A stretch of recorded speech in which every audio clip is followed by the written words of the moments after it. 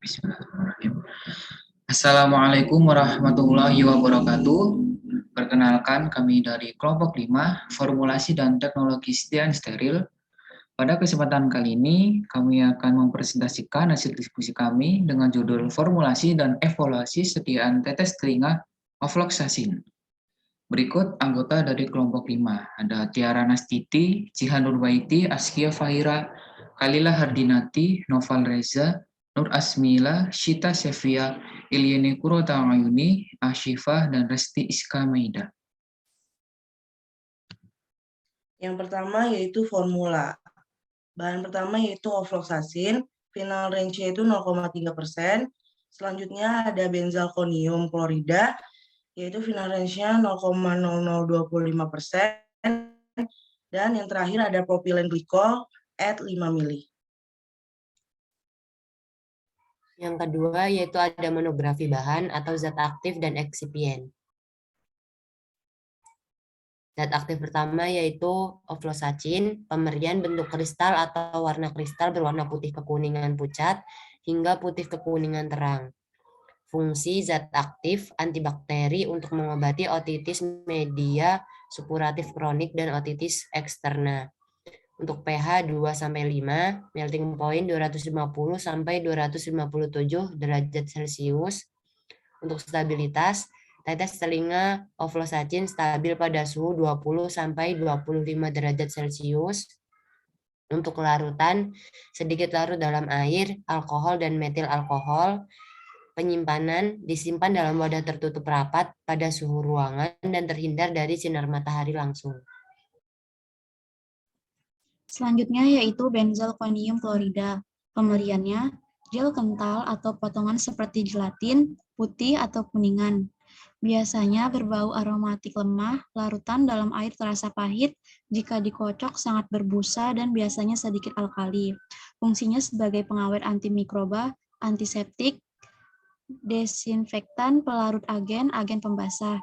pH-nya 5-8 untuk 10% B/V larutan air, melting point-nya 40 derajat Celcius. Selanjutnya adalah stabilitas dari benzalkonium klorida. Benzalkonium klorida bersifat higroskopis dan dapat dipengaruhi oleh cahaya, udara, dan logam. Larutan stabil pada rentang pH dan suhu yang luas dan dapat disterilkan dengan autoclave tanpa kehilangan keefektifannya. Solusinya dapat disimpan untuk waktu yang lama pada suhu kamar. Larutan encer yang disimpan dalam polivinil klorida atau poliuretan wadah busa dapat kehilangan aktivitas antimikroba. Kelarutannya sangat mudah larut dalam air dan dalam etanol, bentuk anhidrat mudah larut dalam benzena dan agak sukar larut dalam eter, dan penyimpanannya bahan curah halus disimpan dalam wadah kedap udara, terlindung dari cahaya dan kontak dengan logam, di tempat yang sejuk dan kering. Selanjutnya yaitu propilen glikol. Pemberiannya yaitu cairan bening, tidak berwarna, kental, praktis tidak berbau, dengan rasa manis, sedikit tajam menyerupai gliserin. Fungsinya yaitu sebagai pengawet antimikroba, disinfektan, pelembab, plasticizer, pelarut, agen penstabil, kosolven yang larut dalam air. pH-nya yaitu 3-6, melting point-nya yaitu -59 derajat Celcius. Untuk stabilitasnya yaitu pada suhu dingin, propilen glikol stabil dalam keadaan tertutup rapat wadah, tetapi pada suhu tinggi di tempat terbuka cenderung teroksidasi menghasilkan produk seperti propionaldehid, asam laktat, pirufat asam, dan asam asetat. Propilen glikol stabil secara kimiawi ketika dicampur dengan etanol 95%, gliserin, atau air, larutan air dapat disterilkan dengan autoclave. Kemudian kelarutan yaitu larut dengan aseton, kloroform, etanol 95%, gliserin, dan air. Larut pada 1 dalam 6 bagian eter, tidak larut dengan minyak mineral ringan atau minyak tetap, tetapi akan melarutkan beberapa minyak esensial. Penyimpanannya harus disimpan dalam wadah tertutup rapat, terlindung dari cahaya di tempat sejuk dan kering. Berikutnya cara pembuatan.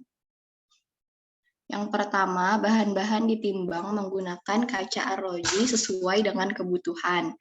Lalu ofloxacin dan benzel konium klorida dilarutkan menggunakan propilen glikol.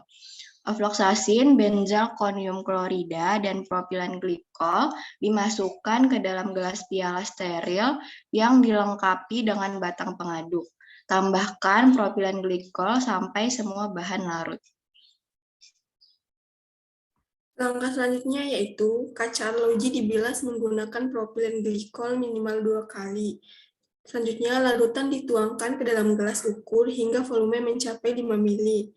Larutan dimasukkan ke dalam botol tetes telinga yang telah dikalibrasi. Lalu masang tutup botol, lakukan sterilisasi filtrasi. Yang terakhir, beri label dan etiket. Kemudian, evaluasi sediaan. Yang pertama, uji penetapan pH sediaan dengan menggunakan pH meter dengan syarat pH 5-6. Kemudian uji yang kedua yaitu uji partikulat. Partikel pengotor cairan dihitung dengan sistem elektronik yang dilengkapi sensor cahaya redup atau dilihat dengan latar belakang hitam, dengan syarat bebas dari partikel asing dan serat halus. Yang ketiga, uji volume terpindahkan dengan prinsipnya yaitu pengukuran jumlah sediaan yang dikemas dalam wadah sediaan ganda. Jika sediaan tersebut dikeluarkan dari wadah aslinya, akan memberikan jumlah yang sesuai seperti yang tercantum pada etiket. Dengan syarat volume rata-rata yang diperoleh dari 10 wadah tidak kurang dari 100% dan tidak ada satupun wadah yang kurang dari 95% dari volume yang dinyatakan pada etiket. Selanjutnya penetapan kejernihan dengan prinsip 2 tabung reaksi zat uji dan suspensi larutan padat dibanding setelah 5 menit pembuatan sediaan padatan dengan pelarut yang digunakan. Latar belakang cahaya hitam yang berdifusi tegak lurus ke arah bawah tabung dengan syarat kejernihannya sama dengan pelarut yang digunakan.